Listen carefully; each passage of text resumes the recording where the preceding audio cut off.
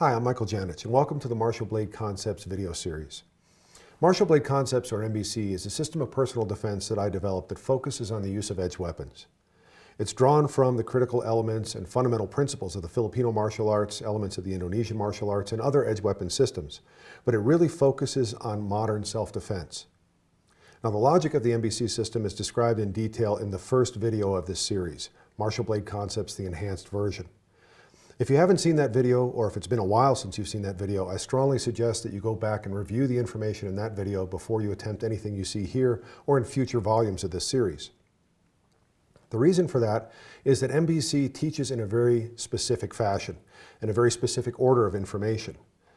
We have a very progressive way to present information that allows you to develop a specific skill, master that skill, then learn additional skills on top of that, building on that foundation, and at the same time, deepening your understanding of what you already know. When I first started teaching the system that is now known as MBC back in the late 1990s, I taught using a very traditional methodology. We would typically present flow drills first, reflex training drills that you would practice with a partner, and those drills would teach you specific patterns of motion and sequences of angles. Once you learn those patterns, once you were comfortable with them, what we do is we would draw technique from them and teach you the combative applications. That was an efficient method of teaching, but it really wasn't the best method. What I found once I started teaching, especially in a seminar format and teaching armed professionals, folks like law enforcement personnel, military personnel, and professional security personnel, what I realized is that their need for combative skills was much more immediate. They didn't have time to learn a drill and then learn the application later on. They needed to know the application and understand the application right up front. So what I did was I changed the order of the presentation. When I did, the results we got were spectacular. People understood what was going on, they appreciated the drills more, and their ability to learn and retain information increased dramatically. So the MBC system, as far as its teaching efficiency and the order in which we presented information, has been refined over more than 10 years. Now, if you're familiar with any of the other materials I've done on edge weapon tactics, specifically the Fighting Folders series, to put it simply, this video series is designed to make that series obsolete. It's not that the information in that series is bad, it's just that it represents what is now an outdated training methodology. By presenting the information in the current system so that you're learning applications first and then reinforcing that with the training drills, I find you're going to be able to learn better, you're going to be able to retain the information a whole lot better, and you're going to achieve a higher skill level in a much shorter period of time. So with all that stuff said, let's go ahead and jump into the training.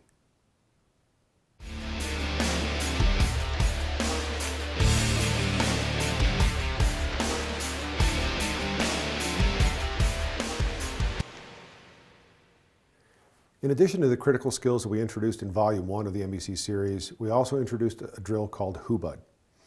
Let's review that real quickly and show you how we happen to do Hubud. Vince chops down this way with an angle 1, basically coming in from the outside with my left hand, slapping that aside, wedging upward with my right hand, then my left hand comes around, checks his arm down.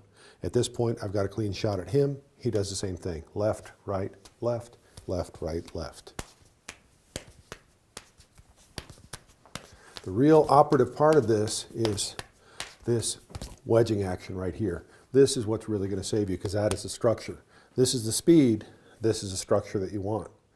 We don't like blocking this way with the initial hand. If Vince is striking down and I block here, he's smart enough to simply yank that out of the way and go to work. It's not going to do me much good. If he's got a longer weapon like a stick, it can flop over and still hit me in the head. If instead of just hooking with his hand, he hooked with a knife and came back in, things get really ugly at that point. So we really like going to the outside. What this gives us also, a lot of times what you'll see in the traditional Filipino arts, is against a chopping attack, they'll block this way and sweep this along. Against a punching attack, they'll come from the outside. So you have to learn two different versions.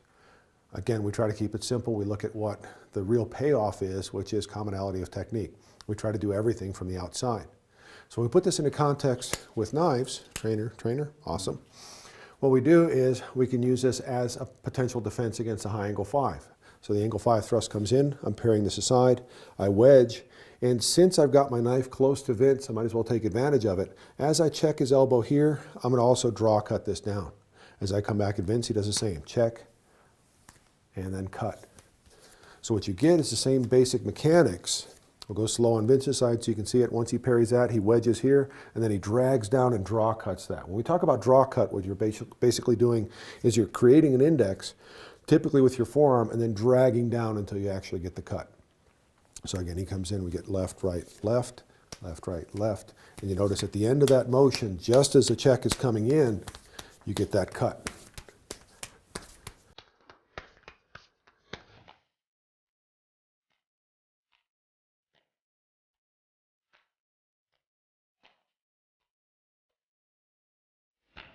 So this becomes the high angle 5 thrusting version of this drill. And in the process, what that gives us is another way of defending against that high angle 5. So the high angle 5 comes in, basically now this check gets very active here. Once I've done the initial motion, I've gotten that cut. My next check is designed to drive his arm back, driving 30 degrees in that direction.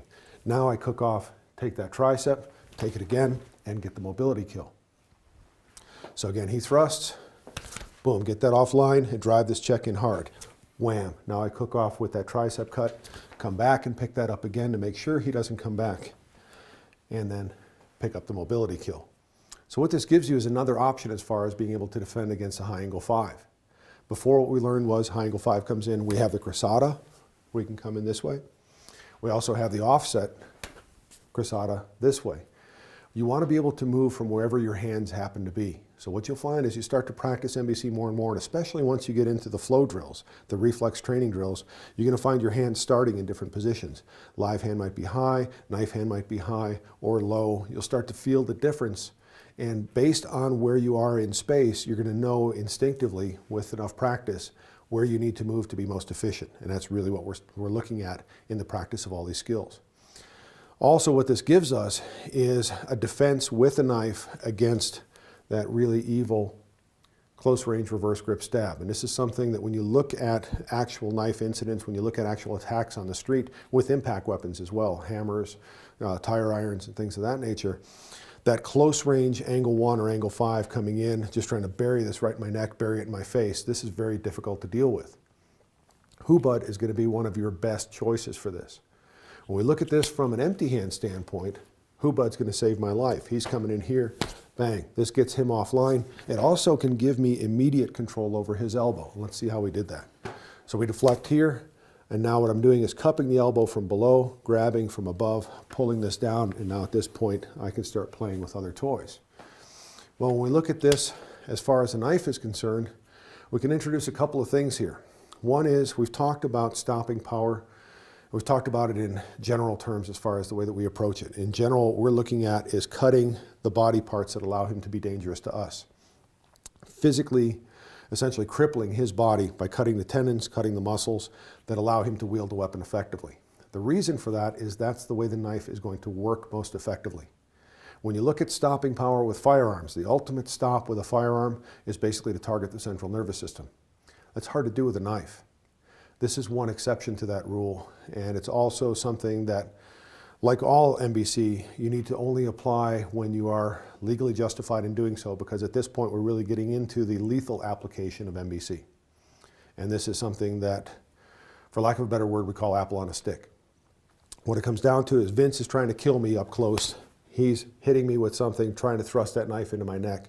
I'm basically pulling here. At this point, I have a straight shot going right up under the soft palate here into the base of his brain, into the medulla oblongata. So as long as I have, say, about a 3.5 inch blade, the angle that I'm going is straight in here, going right to the base of his skull. So that's the angle that I want. Again, this stuff is hardcore. This is something that you have to be comfortable with as far as the legality, the morality, the ethics of applying this level of force. But when you're defending your life, that's the type of tools that you're going to need in that situation. And especially for law enforcement personnel, military personnel who might be taking this and using this as a training template for their skills, if they're duty bound, we owe it to them to give them the best information we can. So again, when we look at the application of this, Vince strikes, boom, I deflect, I pull down, I thrust right back up. And basically at this point, I would continue to lever and take him right down onto the back of his head. Again, pretty extreme application there, but it's something that you may need to save your life someday, so we want to share that with you. When we look at Hubud on the low line, this is something we also introduced in volume 1 of the series. Basically what we have is a thrust coming in. We're still checking inward with the left hand. Now the right hand is coming over the top and we're wedging downward with the forearm here. I check, I lift, and now I give Vince the opportunity to do the same thing. Left, right, left, left, right, left, left, right, left, left, right, left.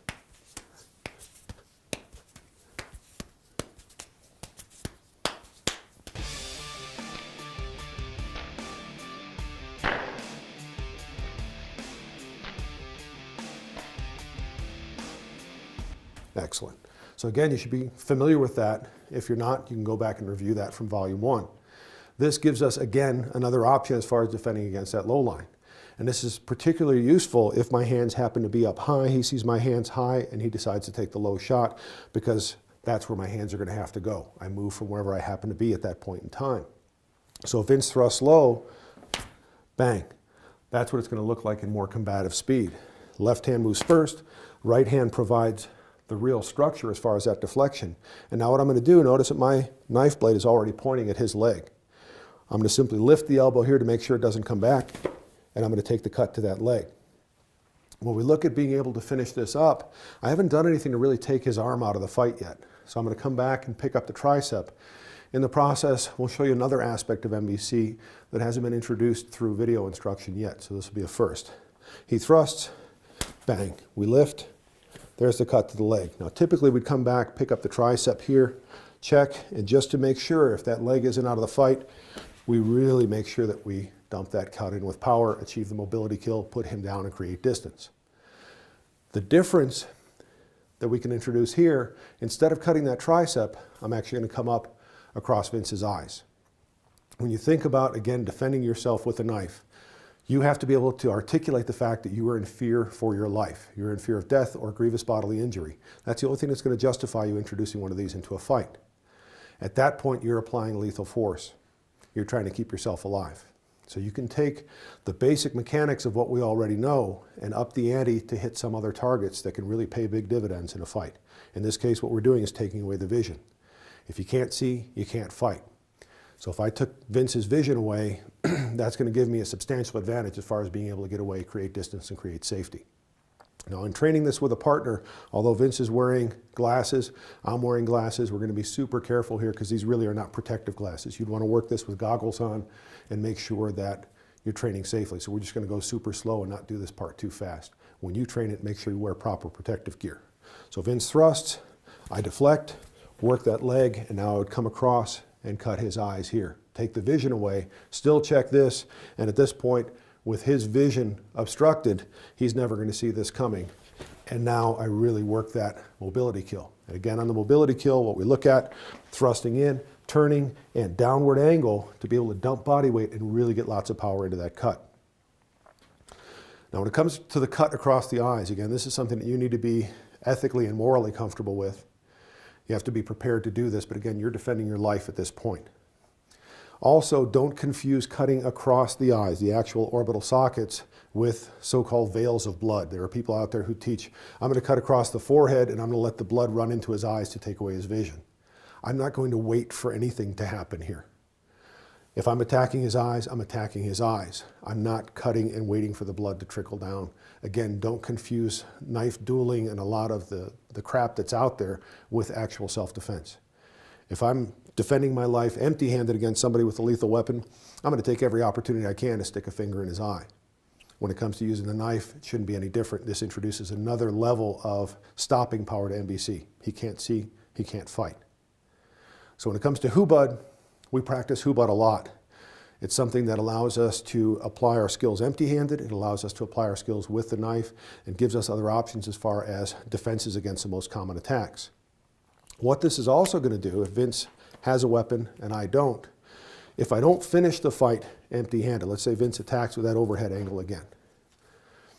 I defend myself here. It may be that I give him something to think about here and I use Hubud as a way to buy time to deploy my knife.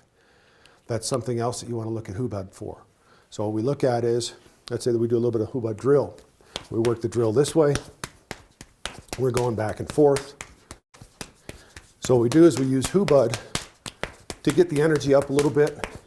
And then when I'm ready to do my thing, I would just basically look at striking Vince, doing something that replicates the idea of he's attacking me, I'm responding empty-handed. So he attacks, I defend. I stick some fingers in his eyes, shove him off, step back to a guard, draw my knife. So now what I'm doing is transitioning from an empty hand immediate reaction that keeps me alive long enough to draw my weapon. It's another very useful aspect of Hubud. It's something that we practice a lot when it comes to knife deployment. So once you got your basic deployment skills down, you can get your knife out reliably. Again, you need to challenge yourself. Up the ante, put it into realistic context and realize this keeps me alive.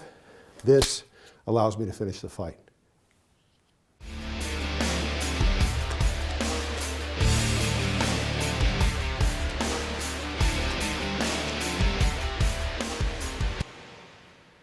One of the primary drills we focused on in volume 1 of this series was the outside-outside drill. And that's a drill that is specific to MBC.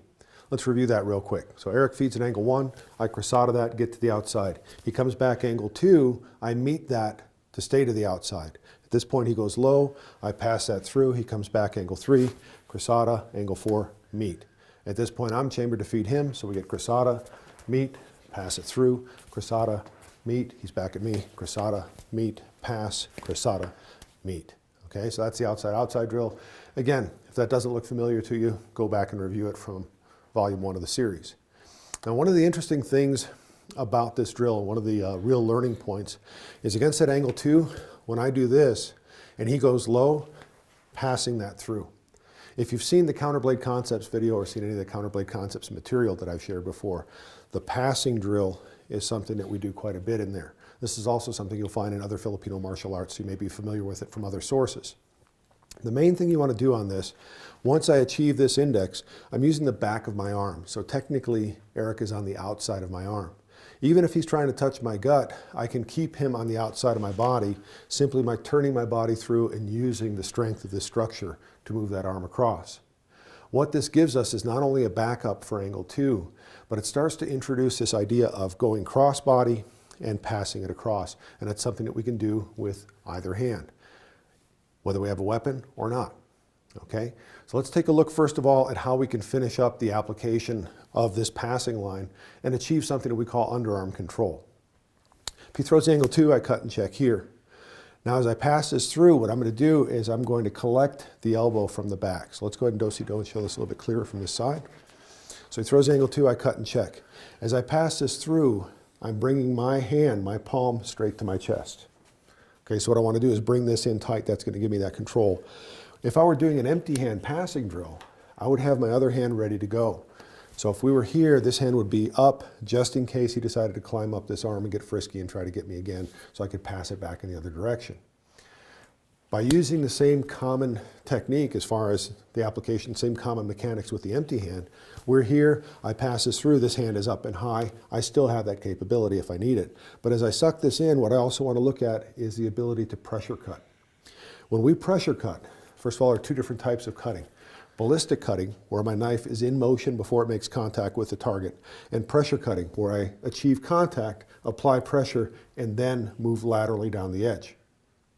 This is pressure cutting, and this is one of the most powerful ways that you can cut because you stabilize the target, apply lots of pressure, and then drop your body weight.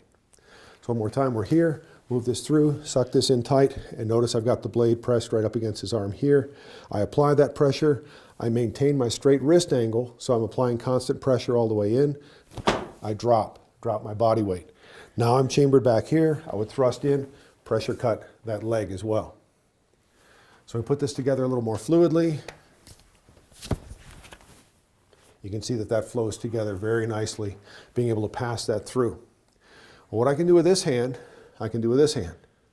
So what we look at now is a movement that is very similar to passing drill, but done with the knife in hand. And where this really comes from, if you trace it back to probably its clearest roots in the Filipino martial arts, is actually a reverse grip drill called Polysuit. We haven't really delved into reverse grip, but there's no time like the present, so let's go ahead and introduce that, kind of give you a taste of where we'll be going with the reverse grip program in MBC. The Polysuit drill, basically the first thing I'm going to do in the simplest version of this is to check. So as Eric attacks with the angle 1, I check. In reverse grip, I now cut upward, and then I'm going to hook down, and when I hit the bottom of my arc, notice that I'm applying a pressure cut again here. I'm going to check his arm to his body. I can check either palm this way or palm this way. Either one is fine. I cut, and now it's his turn. Check, cut, hook, and he applies that pressure and cuts again. So we get check, cut, hook, cut, check, cut, hook, cut. And that's basically our mnemonic for the Polysuit drill.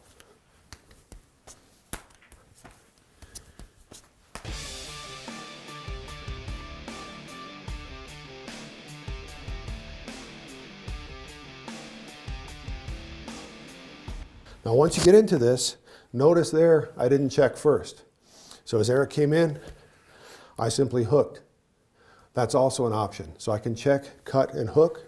I can check, hook, or I can simply hook and achieve basically the same thing. This one is going to give us all the mechanics and give us the cleanest application of this technique. Well, one of the things we look at is whatever we do reverse grip, we explore ways of doing that standard grip. So if we look at the same drill, I check here. Now I pass with this. So I'm passing with the back of my arm. Once I get to the bottom here, I can still draw cut this. Eric gets basically the same thing. So you get check, pass, cut, check, pass, cut. Now on the cut on this, I can also look at a push-pull and draw cut this. So now we get basically an equivalent of a push-pull Serrata here. I come back in. Eric does the same thing.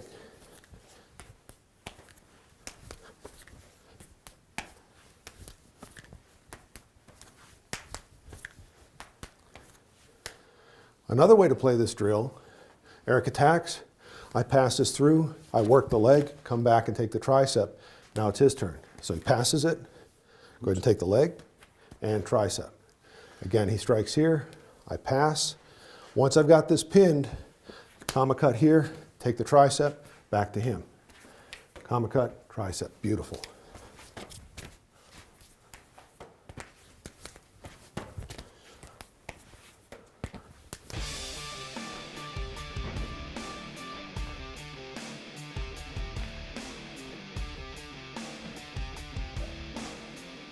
Nice.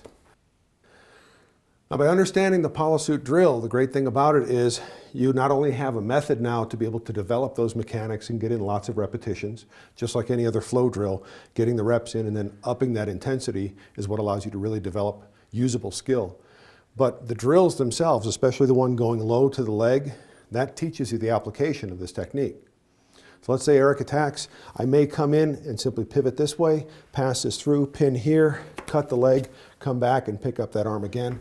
If he's not down yet, I make sure I finish the job by going right back to the leg. So the application off of that, pretty easy to pull that out. It may be that my initial response is a startle response. He comes in, I check here, and then I bring this arm into play to pass. Now when I do that, I'm being nice to my partner when I pass this. Realistically, I check this, I'm going to hammer the shit out of this arm when I swing this in. Then pass this through. That may be a disarm all by itself. Check here, get the mobility kill, come back and pick up that arm again. So that gives me the ability to either check, then pass, or pass right off the bat. And either one of those, just remember that the pass is not just a gentle guiding it around in a circle. Combatively applied, it's a hit. And hitting right onto the flexor tendons in many cases can cause a spontaneous disarm. That's something that you need to take into consideration as far as your application of the technique. Now what's cool about this is anything that is going to pass through this area here is also fair game for Polysuit. When you think about it, I know that this is my zone 1. Well, in the process of passing this, I happen to go through zone 3 down here. Well, what if we started here? I simply make Polysuit work for me. Now in this case, what we'll probably do is start with a meet and then Polysuit right from there, which again, if you've seen any of the CBC material, should look really familiar. So he throws the angle 3, I cut here, I pass this, and I'm right into the leg and back to the arm. A little slower, there's my initial cut. Pass. Notice that this arm kind of dissolves. It's going to check here, go to work on that leg, back to take the tricep, back to the leg again if I need it. The operative part of this, the check here, is what allows me to prep this. Then I simply pass this down and I'm right in to target that leg. I can try to pick this up just with this arm, but having this arm for insurance is actually a really good way to go. So you get kind of a stuttered effect of being able to stop it and then pass it. If we take this down one step further, we go from 1 to 3. Let's say this is a low angle 5. We know that we have Hubud here. We know that we have offset Serrata. Well, Hubud uses both hands. Offset Serrata uses the left hand. What if we use the right hand only? What we've got is essentially the end of the arc of Polysuit. So when Eric thrusts, I hook down, lift the elbow, take the leg, and I'm right back to the arm. So again, he thrusts, bang. Anyone who's ever studied traditional karate, Gedan Barai, downward block, or any similar motion in traditional martial arts, it's the same basic thing. We just don't necessarily have to do a lot of other body mechanics. We focus on the functional aspect, which is coming downward. So when you look at passing live hand, when you look at passing with the weapon hand, standard grip, reverse grip, empty hand, doesn't really matter. All of these things share the same common mechanics, and that's what you really want to understand. Play with all the different applications. Make them all part of what you do as far as your expression of MBC, CBC, your empty hand techniques overall. But understand that you're not learning a bunch of different things. What you're doing is learning a basic concept, basic set of mechanics, and then expressing that in different ways.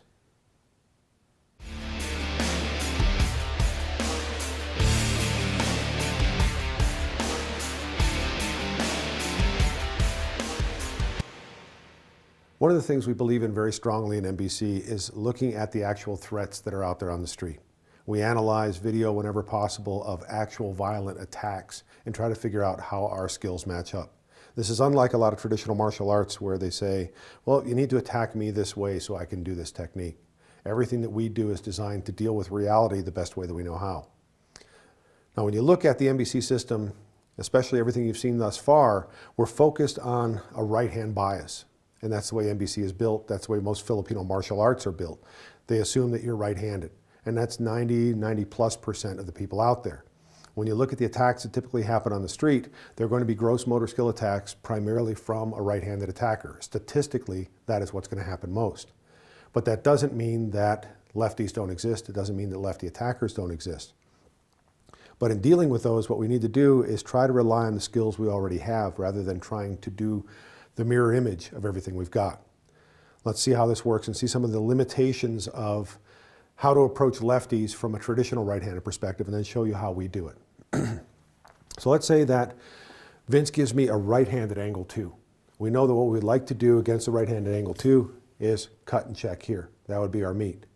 Well, if he puts a knife in his left hand and he feeds the same way, now I'm kind of stuck on the inside. He's got access to hit me with the other hand. I really haven't created a whole lot of opportunities here. And just the action of trying to do this becomes kind of awkward. It's not really the happiest place to be. One of the sayings we have in MBC is to have a plan and work your plan. So let's go back to the things we know best, the master technique of MBC, the first thing we learn. So Vince is attacking me right-handed. He attacks. I cut basically with an angle 1. There's the pass. Now I'm going to cut his tricep with either a 2 or a 4. Given his height, let's call it a 2. I step in, I check, and now I'm going to finish with that mobility cut going for the angle 3. So my motions are basically 1, 2, 3. If I take that plan and now I apply it against a left-handed attack, this is the way a lefty is going to attack me. It's going to be a forehand shot coming in this way.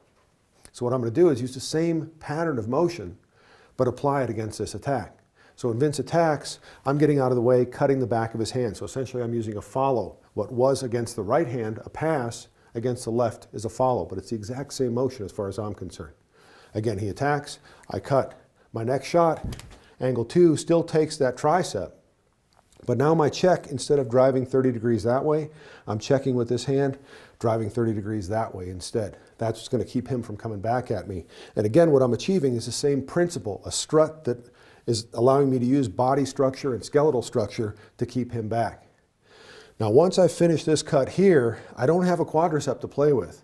So we're back to the idea of using peripheral nerves for stopping power. If you think about the sciatic nerve, it basically comes out of the butt, comes down this way, and it tells a lot of that leg what to do. People will talk about hamstringing people, cutting the biceps femoris here, the hamstring muscle. That is not going to take Vince out of the fight. It's basically going to cause him to have foot drop. He won't be able to bend his knee. But what will really significantly disable him is cutting that sciatic nerve. So what I'll do is the same exact motion, thrusting inward, turning, and cutting the sciatic, basically at the bottom of the butt cheek, get below the wallet, get below whatever might be in the back pocket, and cut the sciatic right across there.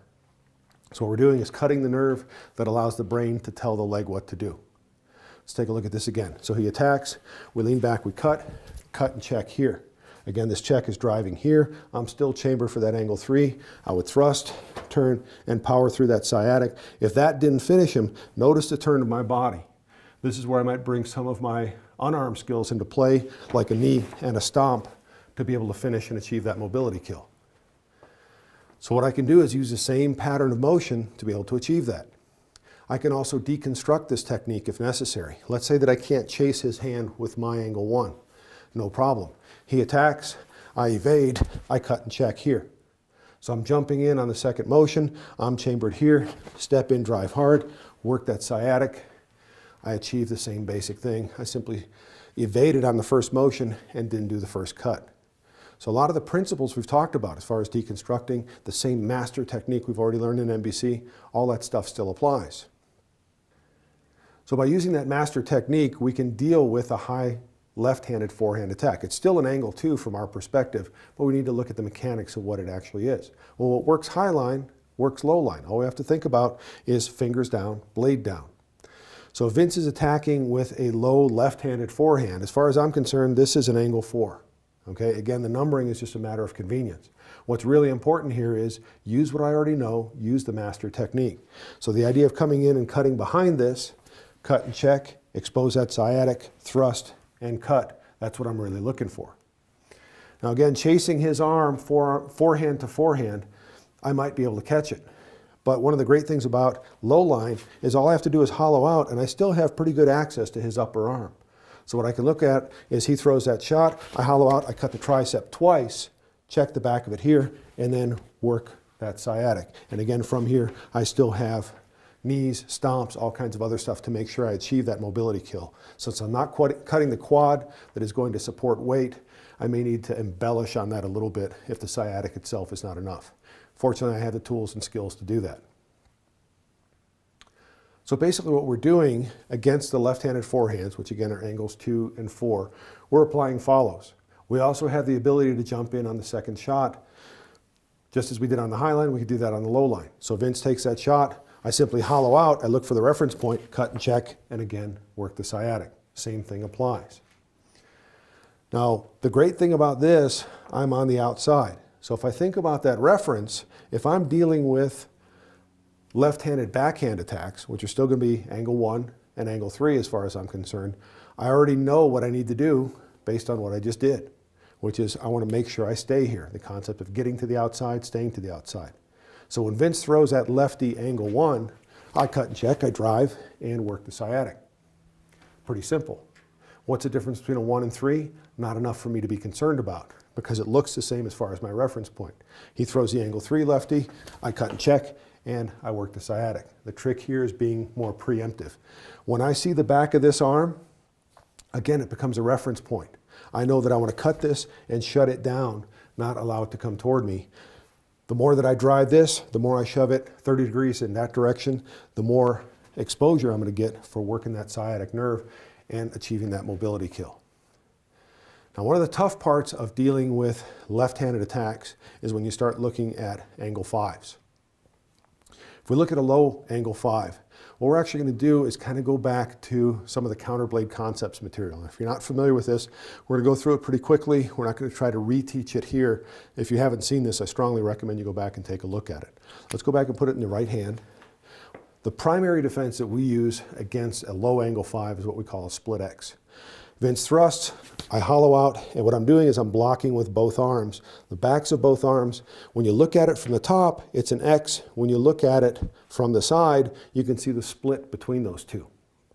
That's why we call this a split X. One other way to think of this, when we think of Polysuit or passing with this hand, Polysuit and passing with this hand, where these two come together, that's where the split X meets in the middle. Okay, so what would happen in CBC land, he thrust, bang. I hook the back of the elbow, pull this in tight, create a lock here, and at this point I can finish the fight. We'll take a look at this from the other side. Again, he thrusts, bang, I pick this up, hook, pull this in, saw this here, and I can be breaking things, doing whatever I need to do to take him out of the fight. That's the split X. The real structure that we're looking at is this. I can apply that with the knife against a right-handed attack. If he thrusts, block here. Once we achieve this control, you've seen this before. Again, reference point, pressure cut, and take a quad. Where did we see that before? Pop quiz, angle 2, cut and check, pass that through, pressure cut, take a quad. Again, it should look familiar. Angle 5 again, please. Bang, pressure cut, take the quad. Again, the more you learn, the less you know. We have lots of commonality of technique. So if we think about that, right hand high, left hand low, split X. Now go ahead and go lefty, please. Vince thrusts. I'm still stopping this to make sure I stay alive long enough to do this and now work the sciatic. The trick on this is the control over this arm. We've also seen that from the same exact place, that underarm wrap. So a little bit slower. We stop this here. I'm cutting the bicep here as I pull this in, bringing my palm to my chest. Now as I turn, notice how that brings him forward, straightens out this arm, especially if I've already cut the bicep. And now I'm in position to work that sciatic. So what I'm doing is going from here, cutting as I pull this here, and then thrusting here. One more time, please. I stop it, cut, suck this in tight here. Notice how that's levering that elbow. That gives me access to the sciatic here to be able to finish this. Again, I've got stomps and other things if I need to add those in. Lefty versus righty or mismatched leads is not something that is easy to do. But the more logical you make it and the more you rely on things you already know, the simpler it becomes. It's something that you have to deal with. But rather than trying to learn mirror image of everything you've done or to come up with contrived techniques that only work against a lefty and you're only going to practice 10% of your time, focus on doing what you already do well. Have a plan and work your plan.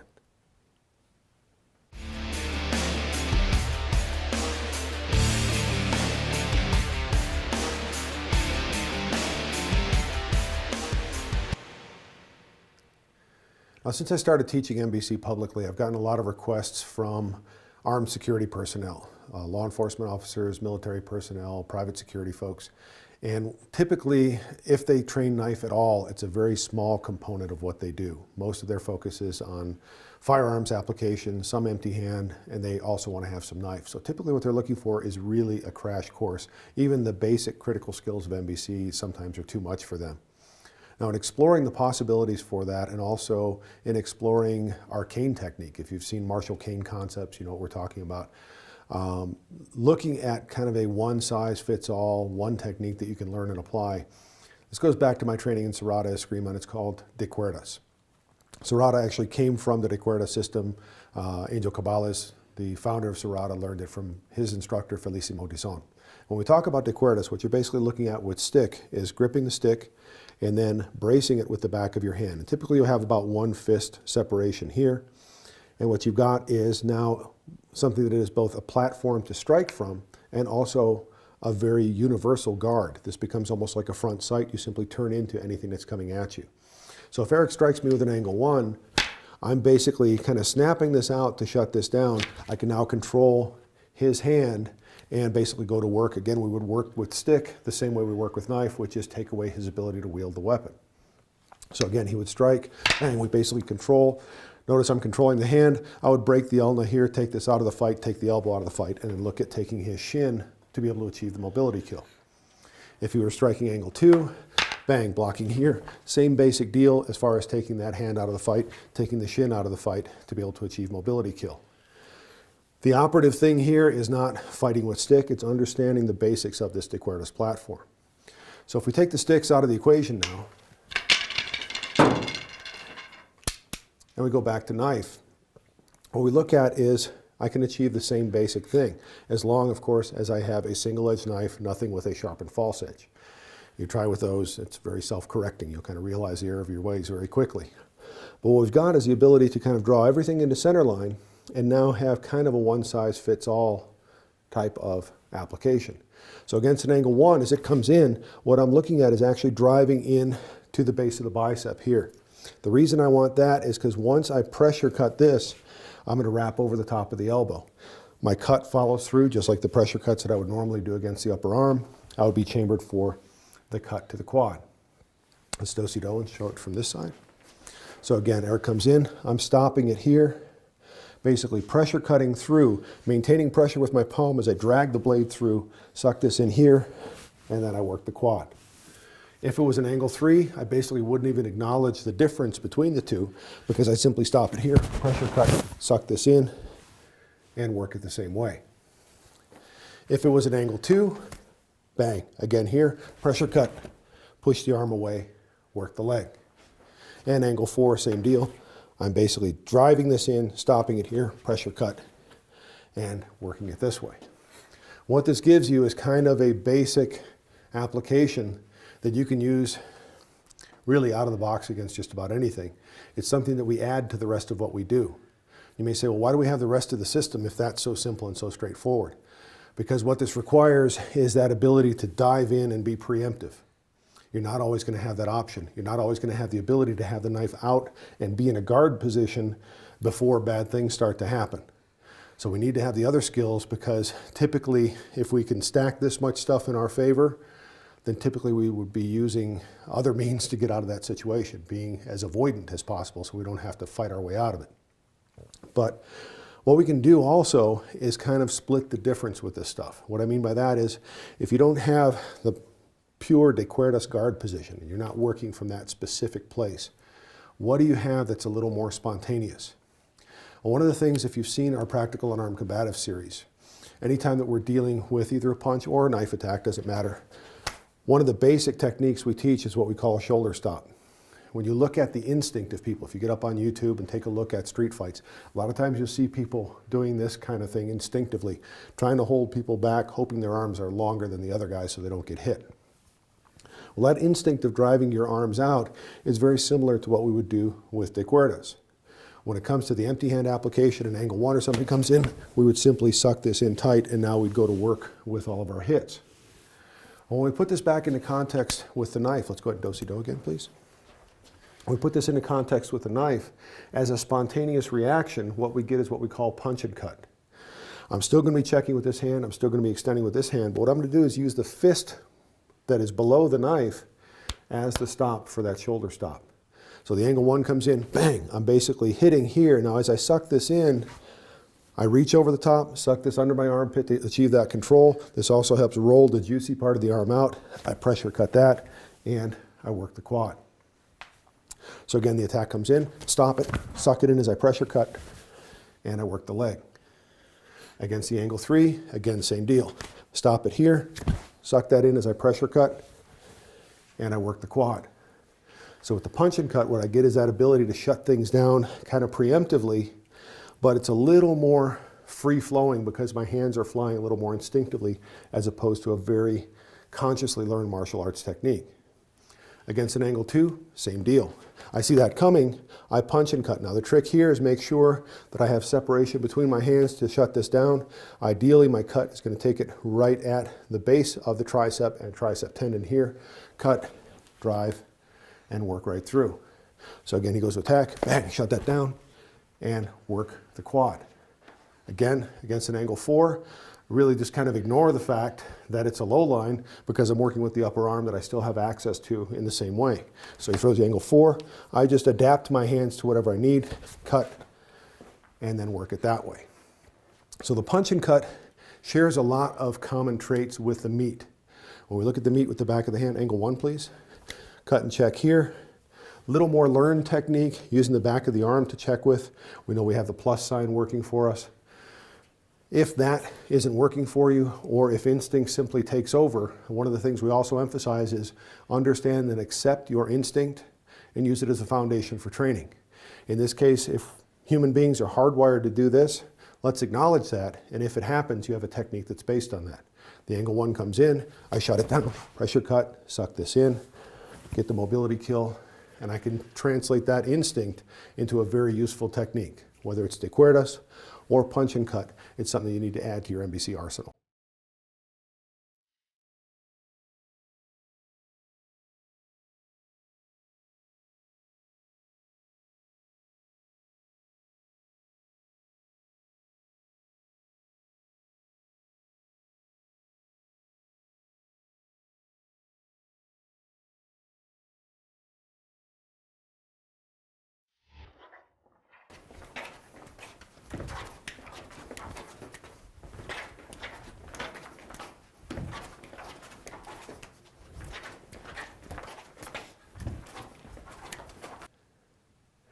At this point in the instruction, what we're going to start doing is looking at some of the drills that we use in the MBC system. We've gotten a good feel for combative application and the basic skills that we need. The drills that we use are designed to isolate specific techniques and be able to refine those techniques, at least those initial movements. So one of the first ones we're going to look at is what's called the Largo Mono drill. When we talk about Largo Mono, what we mean is one of the ranges of the Filipino martial arts. Typically they have Largo, Medio, Corto, long, medium, short. So Largo Mono simply means long hand. You'll also hear it called Larga Mano. There are different dialects and everything in the Philippines. You'll hear it referred to both ways. When we talk about Largo Mono, if Vince is attacking me with an angle 1, basically what I'm doing is I'm at a range to where I can reach his weapon hand with my weapon, but I really can't effectively reach his hand. That would define Largo Mono. So obviously that's something that's going to be defined partly by your range from the other person, but also by the length of your weapon. With a knife, it's going to be a little bit less than 2 arms length. When we talk about medium range, we're up a little closer to where I can actually bring this hand into play and do things like cruzadas, because if I can use the live hand, I'm at medium range. And you'll hear different versions of where corto range starts or short range starts. Some people will say it's where I can use the puño or butt of the weapon to strike with. Some people say that is when you can hit with elbows and knees. They're pretty much the same. So what we look at is long, medium, short. Here what we're focusing on is Largo Mono. Obviously, with what you know from MBC already, if Vince is attacking with an angle 1 and I'm doing this, we basically have a pass. And what we're doing here is practicing the pass for angles 1 through 4 in sequence. That's really what the Largo Mono drill comes down to. So the way that it starts, both Vince and I will set up in a reference stance. He'll attack with an angle 1. I'll execute a pass. Notice that I step slide as far as my footwork. When we talk about that, what I'm doing is I'm stepping in the direction I want to move, which is away from the attack. But as I step, I'm actually kind of tracking, leaving the ball of my foot or the toes of my foot on the ground. So they kind of drag along and act as a probe. I don't want to simply step and commit my weight without knowing what I'm stepping on. Here in the studio, no problem. Out on the street, who knows what you're going to trip over. Once I've achieved that, I drag this foot back, and I always want to maintain a distance between my feet. I don't want my feet to come together like this, because then I'll have too narrow a point of balance and it's easy for me to be knocked off balance. So that's my basic footwork.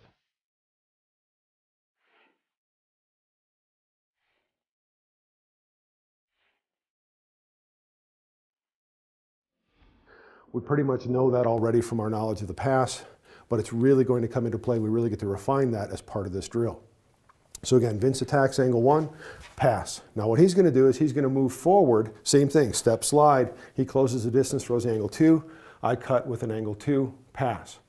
He does it again, angle 3. He does it again, angle 4. Now at this point, I come back at him. So I attack 1, 2, 3, 4. He comes back at me, 1, 2, 3, 4. I come back at him, 1, 2, 3, 4. 1, 2, 3, 4.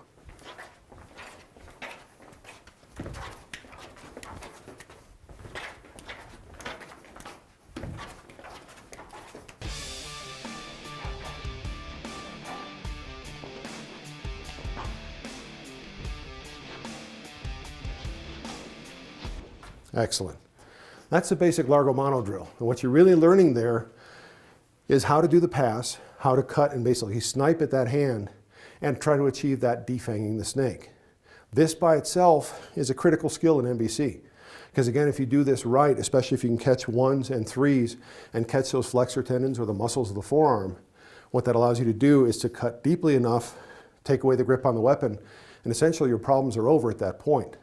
So this is a critical skill. This is a great drill to be able to develop that.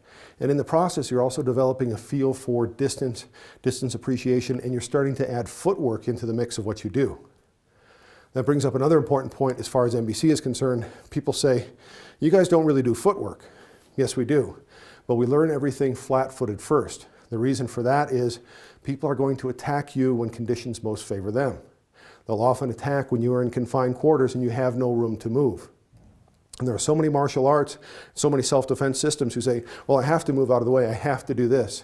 What if you don't have that opportunity because you're basically penned in? You have nowhere to move. You've got to stand your ground and fight. We figure if you can do that first and have the confidence to stand your ground and pull off your technique, then when you have the luxury to move, it becomes that much easier. So that's the basic teaching methodology we use as far as footwork goes. Now, one of the other things you'll learn out of the Largo Mono drill is what's called lastico. Lastico is basically a rubber band motion. And when you think about it, let's go ahead and go through the drill again. So we get 1, 2, 3, 4. At the end of this 4, basically I'm leaning back, I'm going from defense to offense, and this is where I come back in at Vince. He comes back in at me, there's his lastico motion as well. What lastico means is rubber band. And what that is the transition from here where I'm defending and here where I'm attacking. Where this comes into play, we've actually already seen. We've seen this in the application of our master technique. Vince throws the angle 1, boom, I get out of the way, and now I'm rubber banding or lastico motion, coming right back in, driving to get that check. So the ability to sway back, cut, and then sway back forward and go from defense immediately to offense is another one of the learning points in the Largo Mono drill. Pretty straightforward drill, pretty basic. Make sure your feet don't come together. Go nice and easy. When you're first training, go ahead and put those arm guards on, because unless you've got the control that we've got from years of training, it's real easy to start dinging those arms. The bruises add up quickly.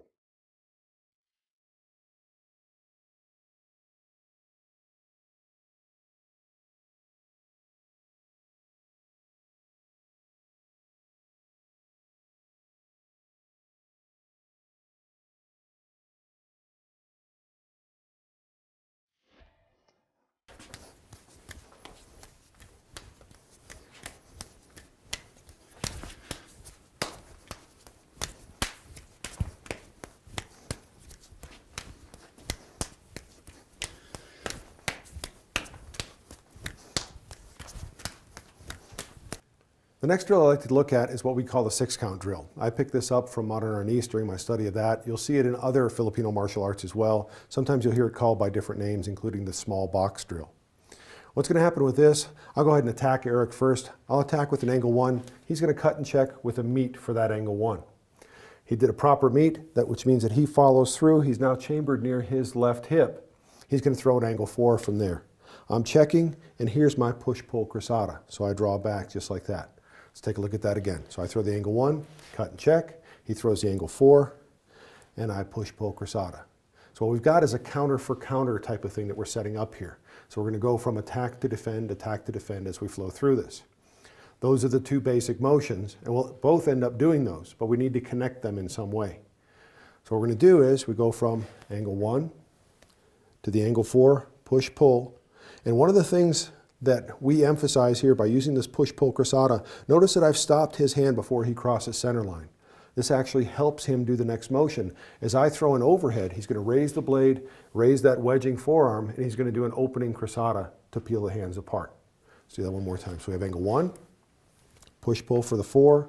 Notice that this is kind of a locomotion action here. I go from hip to shoulder, over the top, and he does that opening cruzada. At this point, he's chambered for an angle 1. We do the same thing, but now we've switched roles, so I have to defend. So I defend the angle 1 with a meet, I throw the 4, and now he comes over the top. I raise this up, I wedge underneath, and again, the wedging action here is what's most important. A lot of people simply want to pull apart. What I want is the ability to wedge and really stop this with some authority. I pull across, and essentially we've completed 6 motions. I'm chambered for the angle 1. We start all over again. So we get 1, 4, overhead, 1, 4, overhead.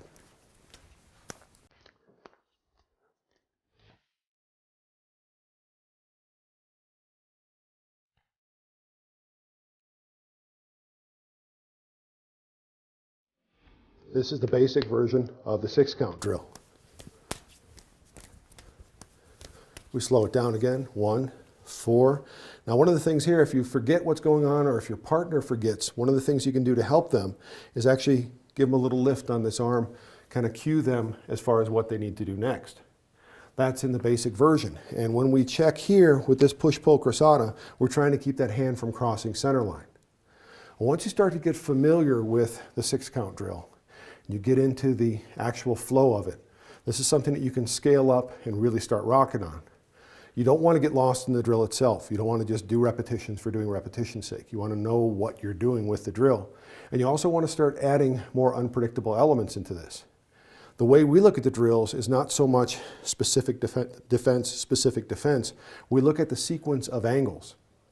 So let's say typically the angle 1 comes in, I cut and check with the meet, I throw the angle 4 at Eric. he does the push-pull cruzada at that point, provided that that's where his hands start out. Well, let's say instead he throws at angle 1 and I cruzada this. I throw the angle 4. The most natural thing for him to do is to ride that motion and to come back with a meet for the angle 4. One more time. I cruzada this. He simply flows through and comes back with the meet. At this point, he goes overhead. Let's take a look at it from this side. So he cruzadas my motion, cruzada, I flow through, I cut with the angle 4, I come overhead. So we have a cruzada, meet, overhead, cruzada, meet, overhead, cruzada, meet, overhead. Now let's say right here, I decide to do a meet again and come back. I don't have to tell Eric I'm going to do that. He simply senses that, and the way he senses that, I stop that arm. He now feels, based on where that arm is in space, that the most efficient motion for him is the push-pull cruzada. Now he comes over the top, boom, we go here. He may do the same thing to me. I realize that I need to change gears and come back to this. Both of those are right. We know that we've got a meet for an angle 1. We know we've got a cruzada for the angle 1. The person experiencing that, go ahead and do a meet, please. When I'm here, I realize that my arm has not crossed his center line. He comes back with the angle 4. I've got to stop that, and I simply take the most direct path to be able to cut that. If he cruzadas me instead, now I'm over here. I see this coming. I turn my whole body so that I'm cutting and checking, bringing that all in together, doing the meet against the angle 4. This teaches you how to move from where you happen to be at that point in time. And this is a great learning point in our drills. It's one thing, at first you definitely have to define what you're going to do. You want to make sure that you learn the drill by rote fashion. But so many people get lost in the drills to where they're just doing drills and they have no idea what they're accomplishing. By making the drills more challenging and introducing these variables, throw in a cruzada instead of a meet, that's what makes them spontaneous, and that's what builds reflex. So the saying that we have in NBC is that drills give you repetition. The changes in the drills give you reflex, and that's what we're really after. Now, with all this stuff said, we already know what we're doing as far as an application with a meet for an angle 1. The angle 4 that we throw off of that is actually a good thing for us to practice. Let's review that real quick. Eric throws the angle 1. An immediate angle 4 would be a thrust to the armpit. We've seen that before as far as our combat applications on this. So when I practice the idea of 1-4, a 4 is anything I want it to be. We've been illustrating it so far with the idea of a cut, so when the overhead comes, it makes it easier for me to learn this. Does that mean that I can't do the drill by thrusting here? He cuts downward, comes over the top, and now we do a thrusting version.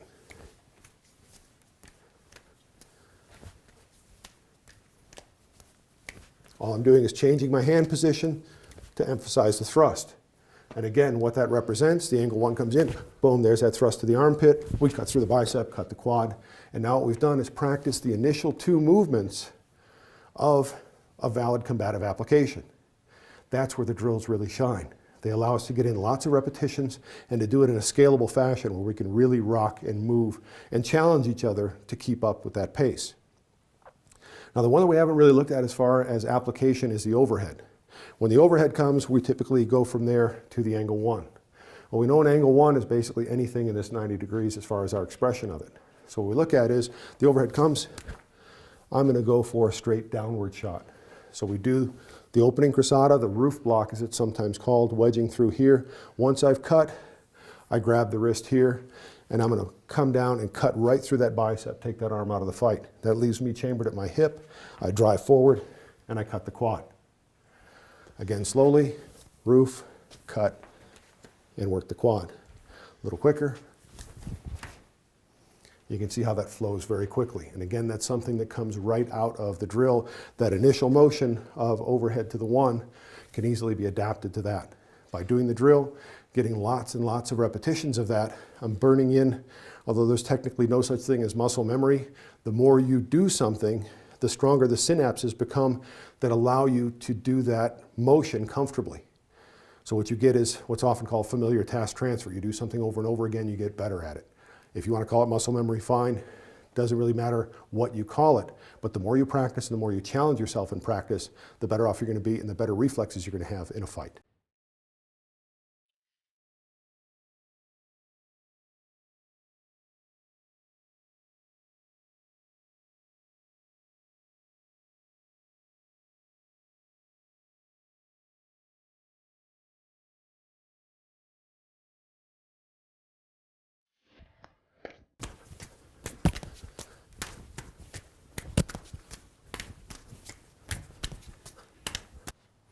The next drill we're going to look at is the Serrata drill, and this comes out of Serrata Eskrima. Typically it's taught as a stick drill. Serrata does have a knife component. I never found it to be very strong, or at least it wasn't shared with me in my study of the art. But the sequence of angles in it, I think, is very important. And based on what we know of the 6-count drill, which we looked at just a moment ago, we combine that with the Serrata drill, it's going to prime us for another drill that's very important, and it's a core element of MBC. With the Serrata drill, we're going to start off with an angle 3 attack. So the angle 3 comes in, and I'm going to pivot into this and do a meet for the angle 3. From here, I'm going to throw an angle 2. Vince is going to check that, and now he's going to do a push-pull crosata to cut that arm. Let's take a look at that again. We start with the 3, we pivot into that, and I cut. Notice that I've got good structure as far as my meet. Simply the pivoting of my body creates that cut across the bicep. I throw the angle 2, he push-pull crosata. At this point, he's chambered to come overhead. At this point, I come up and I do my roof block or my opening crosata against the overhead. Peel these apart. Now I come down angle 3, Vince does his meet, he comes back angle 2, I push pull and come over the top. So we get 3, 2, overhead, 3, 2, overhead, 3, 2, overhead, 3, 2, overhead.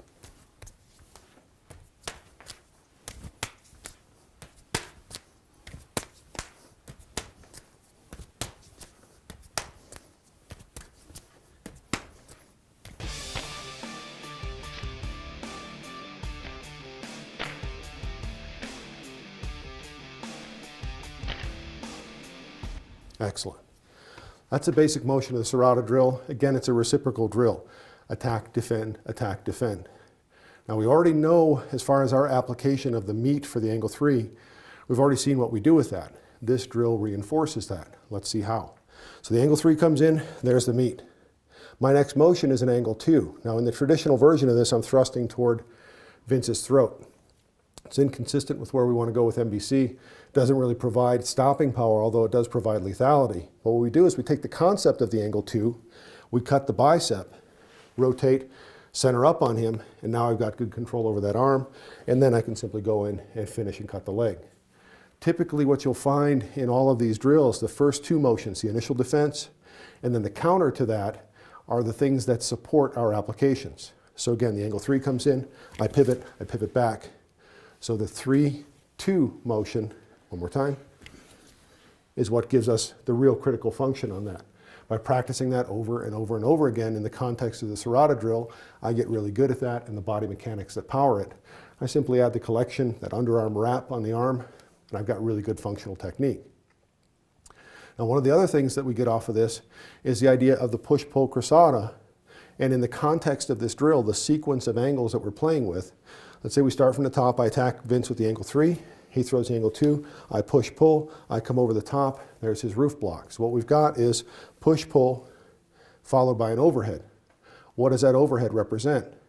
Well, in the application, Vince throws the angle 2, I push pull, the overhead is my next target priority, which is his tricep.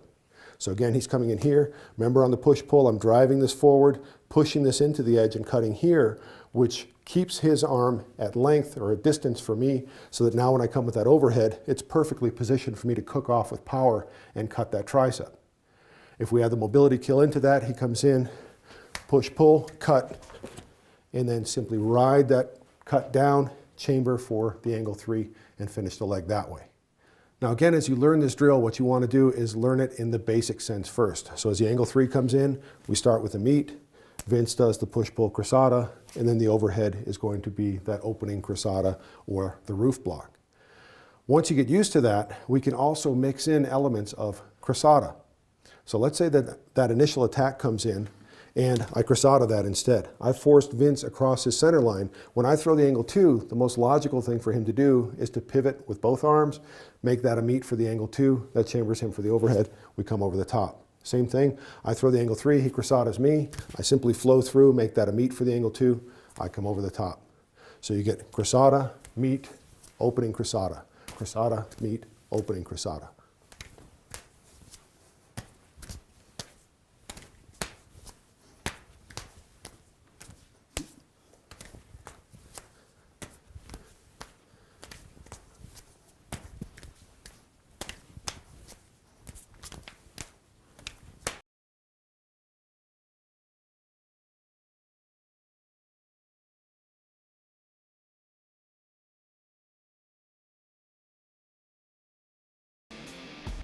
Nice.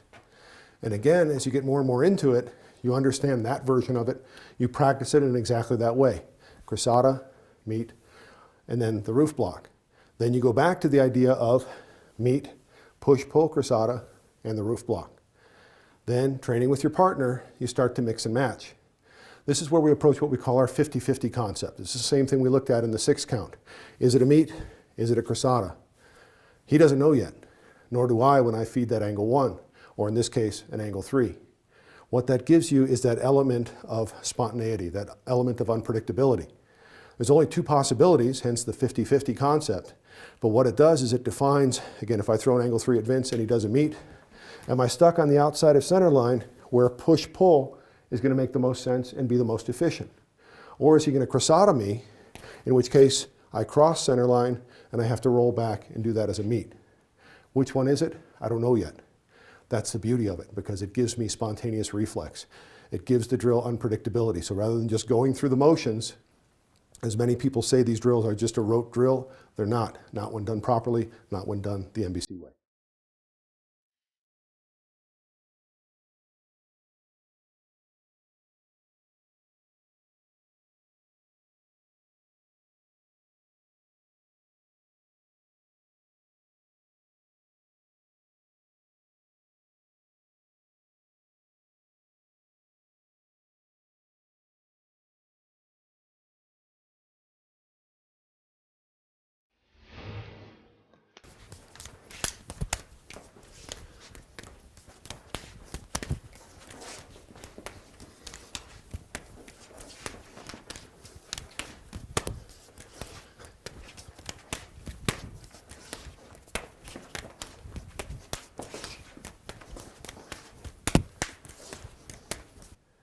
The next drill we're going to look at is really kind of the core of our standard grip drills when it comes to NBC, and it's called the Sombrata drill.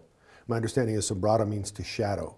And again, this is a reciprocal drill, a counter for counter drill. You'll hear them called that way as well, because you're alternating roles as attacker and defender.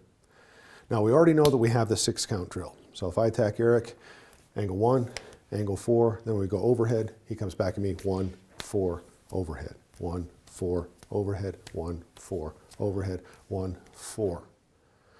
Notice my chamber position here. Now, if we're doing the Serrata drill, I'd kind of start right here and I'd fire an angle 3. He'd come back angle 2, overhead, 3, 2, overhead, 3, 2, overhead, 3, 2, overhead, 3, 2, overhead. You get the idea. 3 starts here. If I fire 1, 4, if I was going to do 6 count, I would go overhead. What if I happen to jump right into 3, 2, and then do the overhead? What we've got now is 1, 4, 3, 2, overhead. 1, 4, 3, 2, overhead. That's Sombrata. If you master the other 2 drills, or at least become familiar with their mechanics, it's the easiest way to achieve this drill, because you have all the component parts.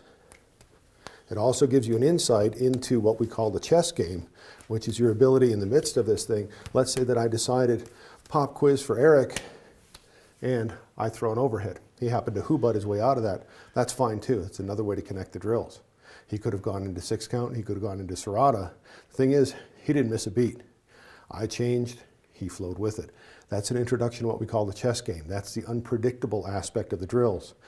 Each drill is designed to isolate specific skills and give you repetitions and give them to you in a scalable way where you can scale the intensity and scale the speed to really challenge yourself. Then you start breaking out of that and throwing different variations into the drill, and that's where you get spontaneous reflex. Again, drills give you repetition, changes give you reflex. Let's review this again. 1, 4. From here, I go 3, 2, overhead.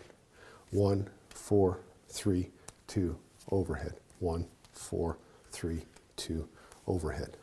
All the same elements that we had from the previous 2 drills are now simply combined into one. Now, one interesting thing here, let's go ahead and do-si-do for a sec. When it comes to the angle 3, when you see this done with stick or in other knife systems, you'll see this motion here, basically a wing block, where I've got the tip of the blade down and I'm basically cutting this way and then coming with the angle 2. Again, what we'll get is 1, 4, 3, 2. Now, if that looks awkward, it is. With a stick, because of the mass of the stick, you can have a different structure that's going to give you some good, solid structure to block another weapon. When it comes to a knife, take a piece of meat, staple it to the wall, and try to cut it this way with a steak knife. Doesn't work very well, doesn't work real well in this drill. And also against a savvy player here, if he throws at angle 3 and I'm doing this, he's just going to check that elbow, tie up my arms, and I'm screwed at that point. So the idea of teaching myself to do something that, because I did it with a stick, I'm going to do it this way with a knife. Look at the attributes of the weapon. That's what this is all about, is really adapting things to what the weapon does. How does this cut most effectively? When I can actually put good structure behind it. We've looked at the angle 3 the way we do it, and we actually pivot the whole body and use the body to generate power for that cut. When we look at what we do as far as deflecting with this hand, cutting with this hand, it's the same mechanics of turning the body, turning the shoulders, and turning the hips to be able to drive that. So that's why we don't do it this way. If you do sombrata with knife, I strongly suggest that you give this a try. Try to get rid of this because you're going to cut with a whole lot more efficiency. Now, once you get into the sombrata drill, once you get familiar with the basic mechanics of it, you notice everything that we've been doing has been based on meats for the most part, with the exception of that push-pull cruzada. Once you start getting into it, for the 1s and the 3s that we already have, nothing says that you can't include cruzadas in that. So let's say we flow a little bit.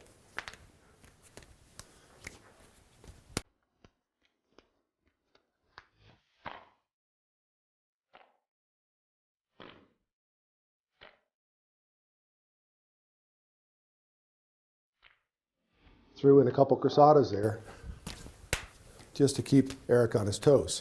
Again, he didn't miss a beat.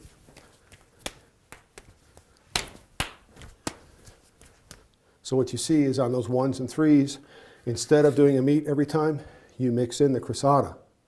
Again, 50-50 chance. You'll either experience this and come down this way, or you'll be shoved through, in which case you flow and you end up doing the meat for the angle 4. Same for the 3.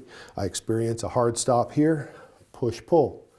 If I'm passed through, I ride that through, do the meat for the angle 2, and come over the top. The basic sense, get the mechanics down, work with the sombrata drill, get those repetitions built in. Then start playing with it. Incorporate the cruzadas and make it more dynamic. Now you may be looking at this and saying, you know, that's just a lot of arms churning. I don't really think there's a whole lot of payoff in that. What am I really learning from this thing? Let's take a look at the sequence of angles here. 1, 4, 3, 2. 1, 4, 3, 2. Have we seen this anywhere before? Let's say that angle 1 comes in. 1, 4, 3, 2. We've seen it at least once before. Let's say the angle 1 comes in. 1, 4, 3, 2. The drills are designed to reinforce the sequence of angles that you already know from the applications. Making that bridge, understanding how these repetitions help you develop reflex, help you burn in good fluid technique. That's the beauty of the drills. And being able to do that in a scalable way that you can really amp up that intensity is what helps you develop combative reflex, this type of stuff that you can trust on the street.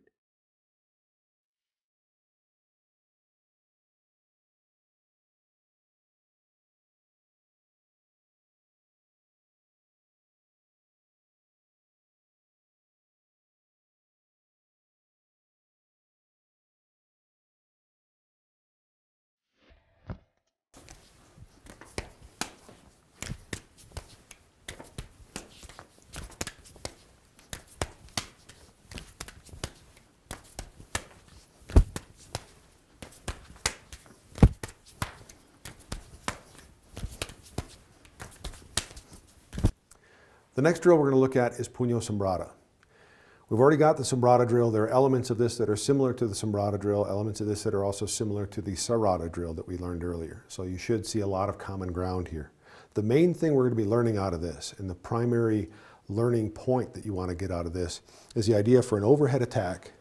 When that's coming in, picking that up from the outside, which is something you ought to be familiar with because you're familiar with our version of Hubud, which again, for an overhead attack, we're basically passing that and feeding it into the wedge of this hand, which is really the strength of it. Well, if this hand isn't in position to do that, we still want to have the ability to pick up an overhead attack from the outside and guide it around. That's really what we're after. So the way this drill works, we'll start the same way we did the Serrata drill, so we have some common ground to build on. If I throw an angle 3 at Vince, he does a meet for the angle 3, comes back with the angle 2. Now normally in the Serrata drill, what I would do is I would release his hand here and I would feed so that he could do that roof block.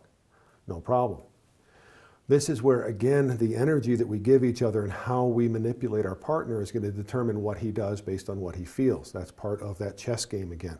So let's say we do 3, 2, but now what I do is I maintain this check and I take that shot at his head. The most natural thing for him to do is to come from the outside and to parry that down and around. I'm still trying to maintain my check. Notice that what he does is he shoves my hand into my other hand. That not only clears my check on his hand, but it also gets a nice cut on my wrist. At this point, he comes back angle 3 on me. I cut and check. I fire the angle 2. He's maintaining the check. I guide this down and around and take a piece out of him. Now this is the only part that is kind of tenuous on here as far as guiding this down and taking this cut. It's just something where you have to have enough separation between your hands to where you don't nick yourself. To quote my friend James Keating, when people ask him, how do you keep from cutting yourself here? You just don't.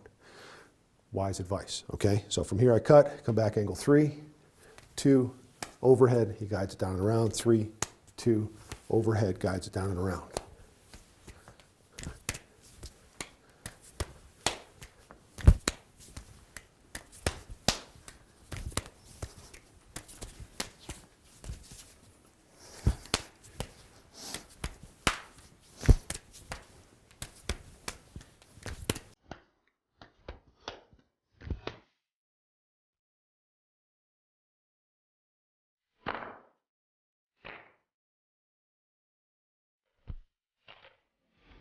Excellent.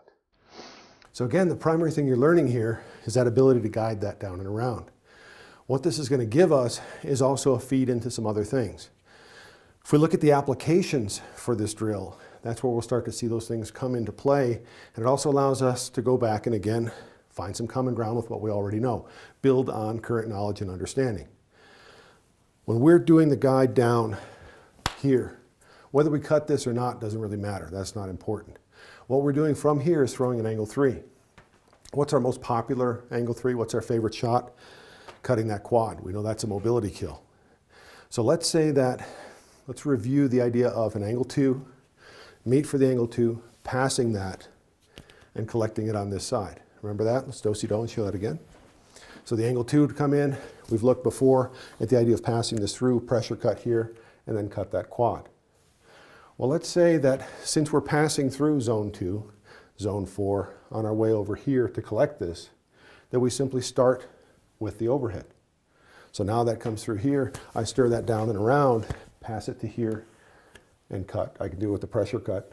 Or right out of the drill where I would do this, followed by an angle 3, the attack comes here, I wrap that down, and I simply come across with that angle 3 as I collect this. Very practical application. And what's great about that, if my knife isn't in position to deal with that attack when it's coming in, the live hand has to loom large and do the work. So again, Vince attacks, bring that down, and I'm right into that cut on the angle 3. I've got good solid control over the arm at that point. This also allows me to collect this and pull him off balance and force him to put weight on the leg that I just crippled. The other applications out of this, as far as the angle 2 push-pull coming over the top, we already know what that's for. We've seen that out of the Serrata drill.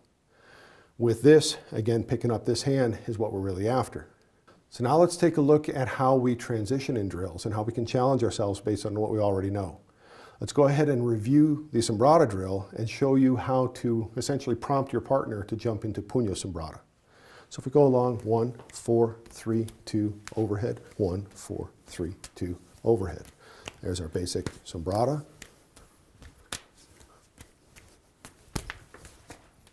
Now what just happened there? What happened, 1, 4, 3, 2. At this point, if I let go, Vince is free to do the Sombrata drill by doing the roof block. If I don't let go, he feels that. As I come overhead, he immediately transitions into Punyo Sombrata. He does the appropriate thing because he's also had that isolated skill development through the Punyo Sombrata drill. He feels the difference. He knows that when that hand is trapped, this hand has to loom large. that's an interesting thing from a body mechanics standpoint too. Let's take a look at that for a moment. Anytime that anyone is checking you, we check a lot at the back of the elbow. Go ahead and check the back of the elbow. If I try to turn back with this, Vince has me. There's no way for me to get back. But go ahead and maintain that pressure. If I bring this hand around, notice that I can counter that. What that does is it rotates my body, rotates my shoulders to stabilize my core so I can then face him. If I only use my back muscles and try to turn back, can't do it. Bring this hand around and I can face him. That's a huge part of Punyo Sombrata as well. So even though this hand is checked in Punyo Sombrata, Vince is checking down here, this allows me to free that and to bring that around into a position to where I can regain the advantage. Lots of learning points built into the drill. Don't confuse the drill with just rote repetition of random movements. Look at the concepts behind it, look at what you're actually learning from it, focus on that development, and you get a lot out of it.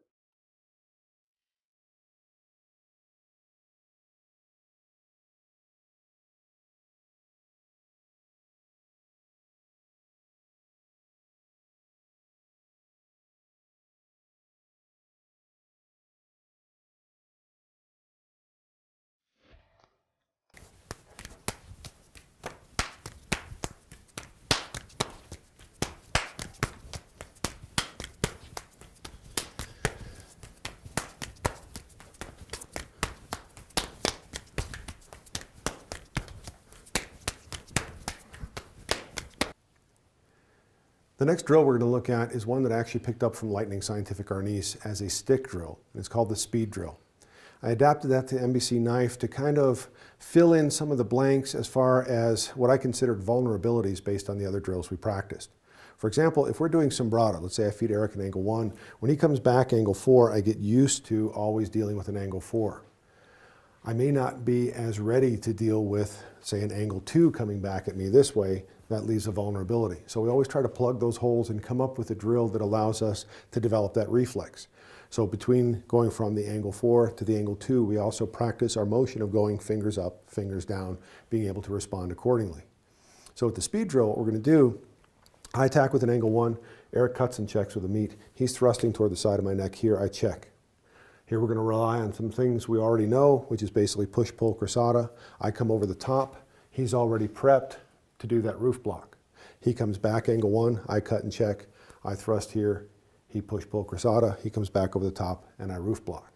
Now, it may seem like a lot of stuff going on, but it's really not. If we go back and look at the Serrata drill, which we already know, I throw an angle 3, 2, overhead, he comes back, 3, 2, overhead. That should be familiar to you. All we're doing differently here is 1, 2, overhead, 1, 2, overhead. Very similar to the Serrata drill, we've just moved everything up to the high line.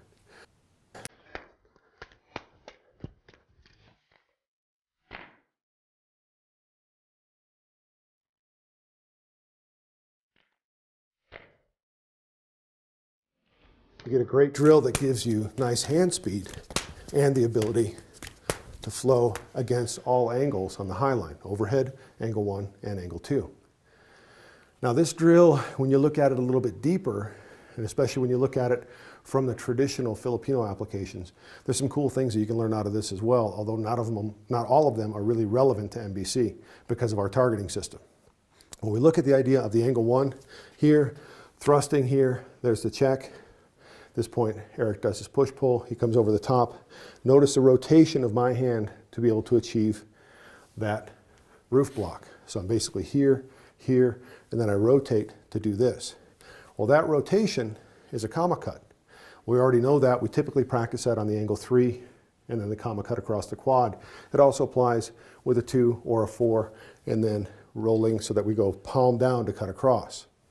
What that gives us, and again, the traditional Filipino application, we're here, if Eric didn't check this and I were to thrust, if I was successful with my thrust, I would comma cut this and come out the other side.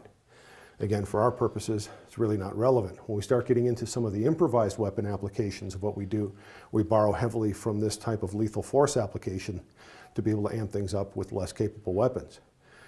But what this gives us from a functional standpoint, let's say that we look at the physiological potential of that comma cut.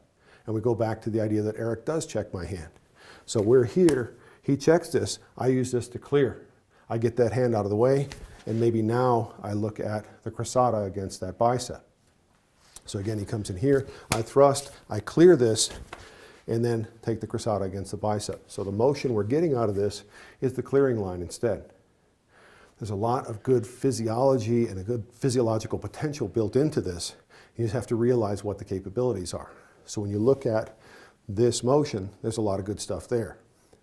If you don't want to go in that direction, doesn't matter. We still have this to here, which we've looked at before as a 1 to a 4. Now we look at it as a 1 to a 2.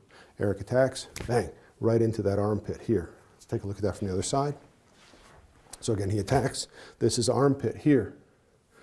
And again, we can finish our technique. We already know that application as a meet for an angle 1. This initial reaction here taken out of the speed drill gives us the reflex for that application. Speed drill, very similar to the Serrata drill, gives you a little bit different set of mechanics, and it also teaches you to protect that left side of your neck against angle 2 attacks. Add it to your system of drills.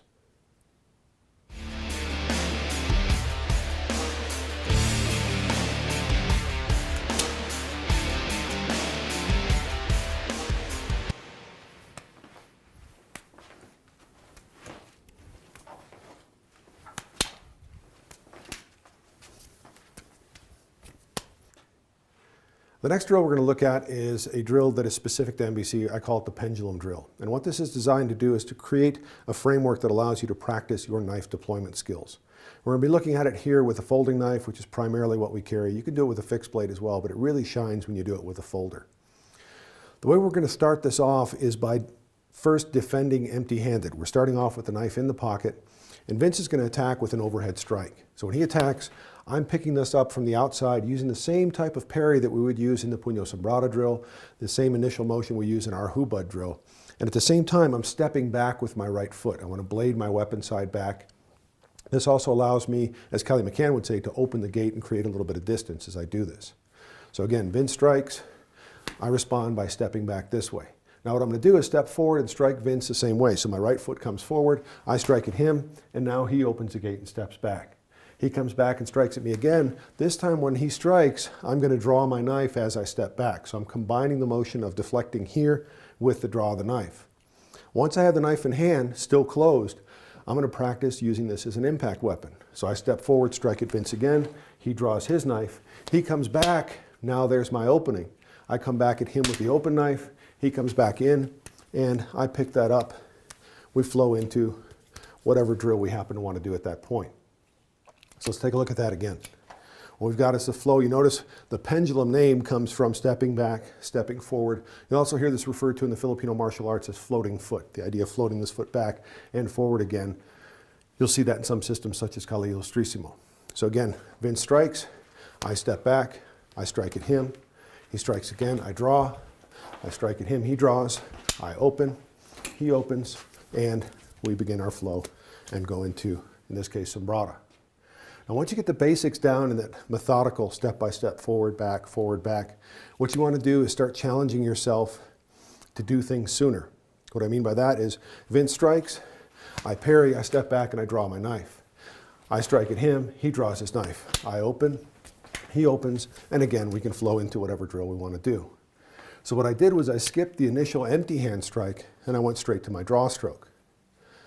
Practice that a few times, get that down, and then what you want to do is combine the idea of deflecting, drawing, and opening your knife all into one motion. So progressively what we're doing is challenging you more and more to get that knife out quickly. So now Vince would strike, I would step back, draw, and open. He steps back, draws, and opens, and we're into our flow. So what we do is use this methodology to be able to practice our skills to the point to where I can be deflecting, drawing, opening my knife, and coming right back into the fight very fluidly. By building it in this way, I also practice immediate backups. So let's say that Vince strikes at me, I step back and I'm trying to open my knife and it's just not working. I step forward and I go to hammer him with that closed knife. He may get his knife out, at which point I then open and we figure out where we want to pick things up. I was initially behind the curve. I wanted an open knife here, it wasn't working. Rather than fumbling with this and waiting for him to renew his attack, I stepped right back in with the closed knife, use it as an impact tool, and try to create the opportunity to get that blade out to finish the fight on better terms. By practicing in this way to where you can get better and better, and also realize when things don't perform, you can back up a step to the earlier version that gives you a built-in backup technique. That's the beauty of the pendulum drill.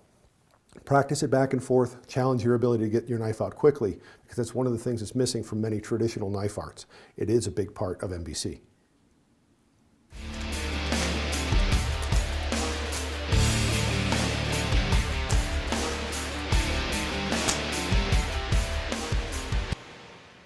MBC has a number of different training drills, as you've seen already in this series. Each of those drills was chosen or created for the MBC system to be able to isolate and refine a specific skill. Once you've mastered that drill, once you've refined that particular skill, the idea is to put them all together in what we call the chess game. And the chess game is basically a training methodology that allows us to flow from one drill to another, to take selected components out of one drill and plug them into another one, and to do so spontaneously. I'm doing it to challenge my partner, he does it to challenge me, and what we end up with is a good controlled framework where nobody's getting hurt, but at the same time it's very spontaneous, very unpredictable, and that's what promotes reflex. So if we take a look at this just in basic terms, if we think about how we learned the Sombrata drill, let's start out with 6 count as we did earlier. So we have angle 1, angle 4, overhead, 1, 4, overhead, 1, 4, overhead. This should be pretty familiar to you already. If not, go back and review that section of the video. So we learned that. Then we learned the Serrata drill. So we attack angle 3, 2, overhead, 3, 2, overhead, 3, 2, overhead, 3, 2, overhead. Again, old hat. When we look at Sombrata, what we've got is 1, 4, so far it's 6 count, and then we introduce 3, 2, overhead. 1, 4, 3, 2, overhead. So what we did was we actually built the Sombrata drill out of 2 other drills. What that means is if I decide that I want to go back into one of those other drills, I don't have to tell my partner what's going on. It's already a component part of that. If in the midst of this, I do a reflex check and we say, okay, I went back to Sombrata here. Watch this, I'll go Serrata on this side. Bang. Now what we have is half of one drill here, half of the other drill here.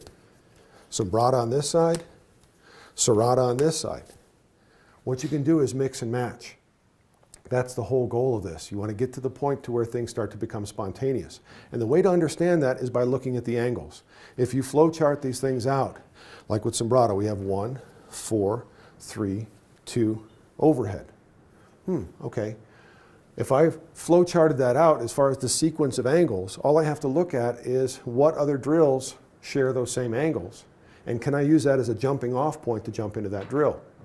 So let's say we're doing Sombrata, 1, 4, 3, 2, overhead, 1, 4, 3, 2. Hey, there's an overhead in Hubud. I picked that up, that became my transition there. There's an overhead in Sombrata, so I'll take that back.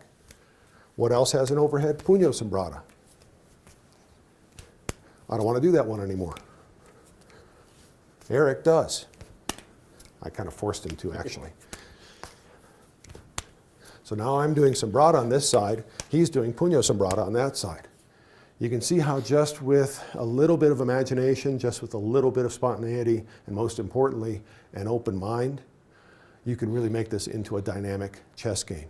It's a great way to challenge you. It's a great way to challenge your partner. And it's a great way to get a lot of spontaneity in your training, develop some really useful reflexes while still maintaining a controlled environment.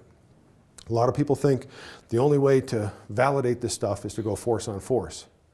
Well, if you're going force on force just for the sake of beating the snot out of each other, you're not learning anything. You're not isolating any skills. And all you're realizing is, well, I guess I'm durable enough to where if I get my ass kicked on the street, I'll live through it. Not good enough. What you want is something that's scalable. So let's have some fun.